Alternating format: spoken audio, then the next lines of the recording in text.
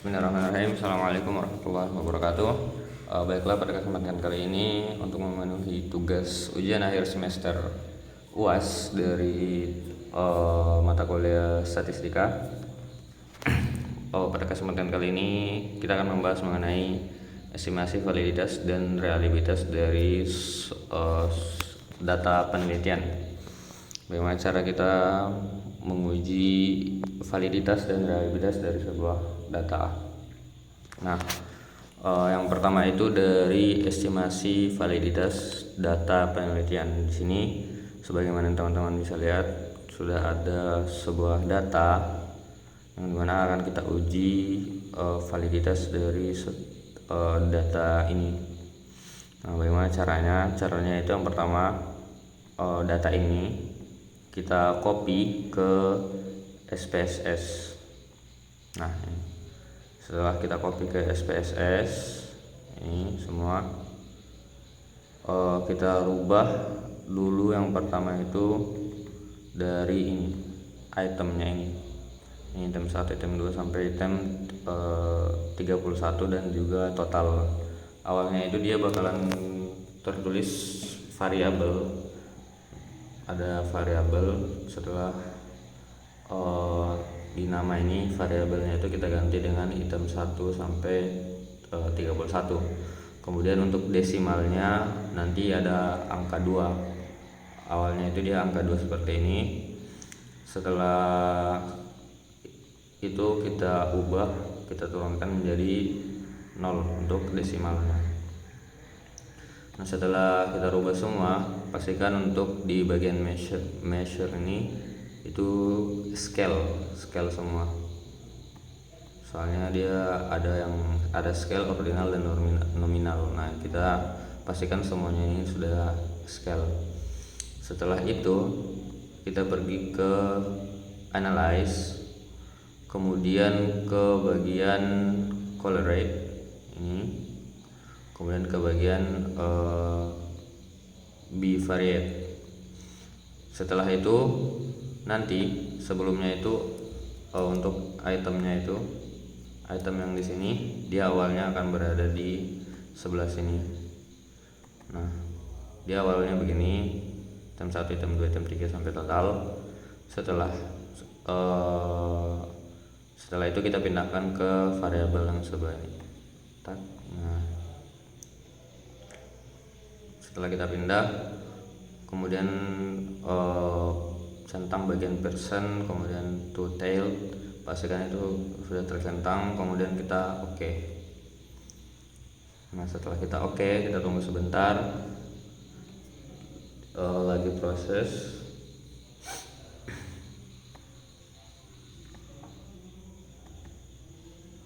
Nah, setelah muncul tabel seperti ini, untuk mengecek bagaimana untuk mengecek apakah data ini dia valid atau tidak, itu kita lihat di bagian ujung, di bagian total,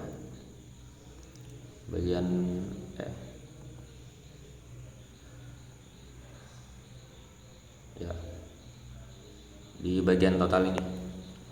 Bagian total kita lihat di angka yang paling atas ini, angka paling atas, angka 641. Nah, kita lihat di tabel R. Tabel R itu dia di bagian di sini. Bisa kalian cek di Google Chrome, itu ada tabel R. Nah, untuk data ini yang kita lihat itu di tingkat signifikasi untuk uji dua arah, kemudian di bagian 0,05 ini. Kita lihat di bagian sini di 0,05. Setelah itu kita lihat dari jumlah n-nya. Rumusnya itu jumlah n dikurang 2. Karena tadi jumlah n kita itu ada berapa tadi? Jumlah n kita itu ada 60, yang di bagian sini. Ini 60. Jadi 60 dikurang 2 sama dengan 58. Untuk tabel R nya itu ada di nomor 58, yaitu 0,2542. Nah, ini tabelnya itu ada tadi 0,2542. Kita buat tabel seperti ini untuk melihat apakah data kita valid atau tidak.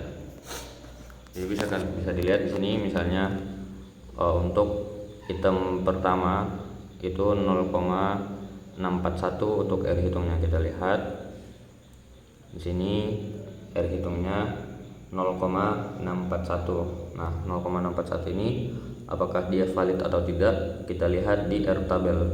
Jika R hitungnya ini lebih besar daripada R tabel 0,24, maka datanya dinyatakan dinyatakan valid. Seperti ini.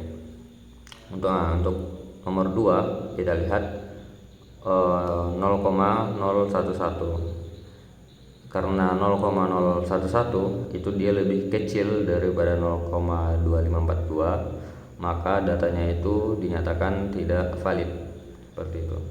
Untuk yang pertama itu 0,641, karena 0,641 lebih besar daripada 0,2542, maka datanya itu dinyatakan sebagai data yang valid. Seperti itu. Itu untuk menguji valid atau tidaknya sebuah data. Nah, setelah itu data yang tidak valid ini kita keluarkan. Di sini ada sekitar 1, 2, 3, 4, 5, 6, 7, 8. Ada 8 data yang tidak valid. Ada item nomor 2, nomor 8, nomor 9, nomor 18, 11, 22, 23 dan 24. Ada 1, 2, 3, 4, 5, 6, 7, 8. Ada 8 data yang tidak valid. Itu akan kita keluarkan atau akan kita buang. Itu untuk bagian estimasi validitas data penelitian. Kemudian yang selanjutnya yaitu dari reliabilitas sebuah data. Kita akan uji apakah datanya itu reliabilitas atau tidak. Itu caranya bisa kita lihat sini. Jika datanya yang kita peroleh itu lebih besar dari 70, maka dia dinyatakan reliable. Sedangkan jika datanya kurang dari 0,70, maka datanya tidak reliable. Itu bisa kita lihat di bagian reliability statistik. Nah, untuk cara melihat reliability statistik itu kita pilih di bagian analyze. Setelah bagian analyze, kita pilih di bagian scale ini, kemudian kita pilih reliability analysis. Nah, setelah di sini tampilan awalnya seperti ini, itu kita kontrol A, udah, kemudian kita pindahkan ke sebelah bagian item. Nah, setelah itu kita pilih statistik. Setelah statistik kita centang 3 ini, ada item, ada scale if item deleted. Setelah kita centang 3 ini, kita continue, kemudian oke. Nah, kita tunggu datanya keluar.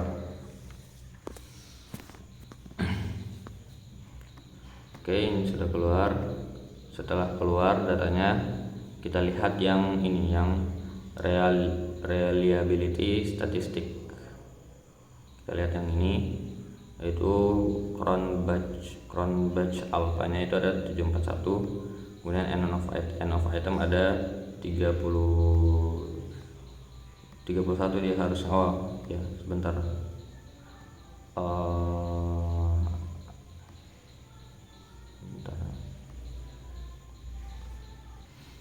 Oke, mohon maaf teman-teman, ada sedikit kesalahan tadi di bagian analyze. Dia harusnya itu scale, kemudian reliability analysis. Kemudian di item ini kita hanya ambil yang itemnya saja, sedangkan untuk totalnya itu kita keluarkan. Nah, kita pastikan 3 tadi sudah tercentang. Oke, sudah tercentang, kemudian kita oke. Kita tunggu sebentar. Yang ini ada kesalahan. Tuh kita lihat sini. Nah, ini reliability statistik. Crown bunch alpha-nya ada 899, kemudian end of itemnya ada 31. Setelah itu kita lihat apakah crown bunch alpha-nya ini dinyatakan reliability atau tidak.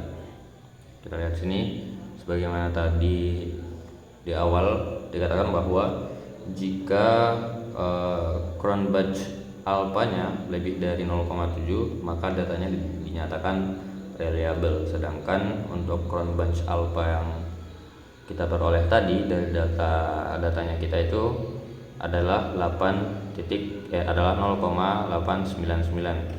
Jadi bisa dikatakan bahwa data kita itu dia reliabilitas. Oke teman-teman, mungkin hanya itu yang bisa saya sampaikan pada kesempatan kali ini. Terima kasih. Assalamualaikum warahmatullahi wabarakatuh.